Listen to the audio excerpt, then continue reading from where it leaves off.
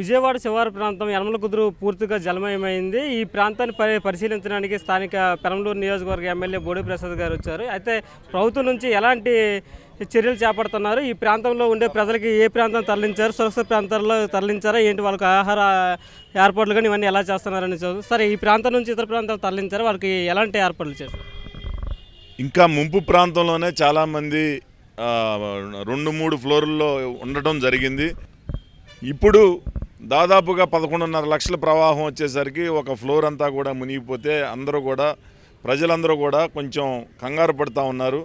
Media ద్వారా ఒకటే తెలియజేస్తూ ఉన్నాం, ఎవ్వరూ కూడా కంగారు పడమాకండి.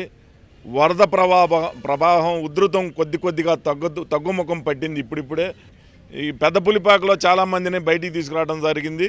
యనమలకుదురు ప్రాంతంలో నిన్నటి నుంచి ఇక్కడ దాకా రాదు అని ప్రజలందరూ కూడా అనుకోవడంతో ఈ కొద్దిమంది పైన చిక్కుకుపోవడం జరిగింది. వాళ్ళందరినీ కూడా పైకి తీసుకురావడం జరుగుతుంది.